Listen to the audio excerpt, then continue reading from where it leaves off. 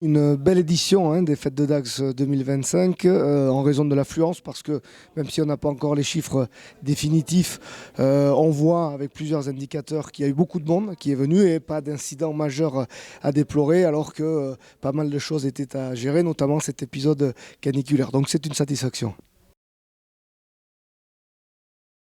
Il a fallu regarder au jour le jour ce qu'il y avait lieu de faire. Le but, c'était de permettre la tenue du maximum d'animations sans mettre les gens en danger à cause d'elles. Donc effectivement, notamment la journée de vendredi, on a dû adapter un petit peu notre programmation pour que tout le monde puisse faire face en toute sécurité à ces températures très élevées. On s'est doté depuis l'année dernière d'un logiciel qui permet, grâce aux signaux GPS des téléphones portables, de donner la fréquentation et l'affluence réelle, fiable que nous avons eue durant les fêtes. Il faut quelques jours à notre prestataire pour pouvoir vérifier les données, éviter les doublons et faire que ces chiffres sont les bons. Donc nous les attendons pour donner la fréquentation exacte.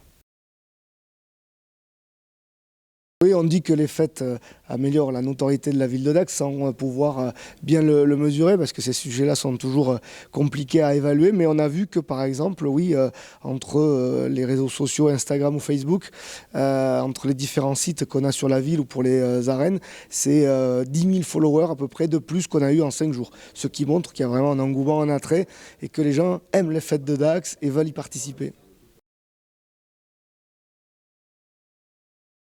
Une opération qui a très bien fonctionné encore, puisque on a un chiffre d'affaires en augmentation. Et comme vous le dites, oui, c'est ce système qui permet de financer en partie les fêtes pour que leur coût ne repose pas uniquement sur le contribuable d'Aqua, mais que chaque usager puisse y participer en ne payant uniquement que 2 euros.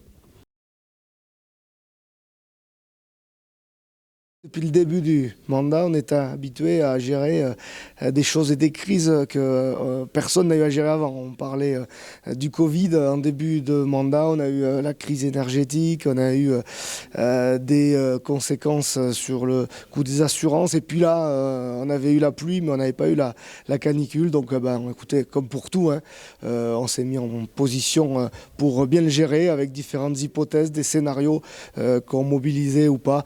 Et pour le coup, ça s'est bien passé, donc c'est une satisfaction.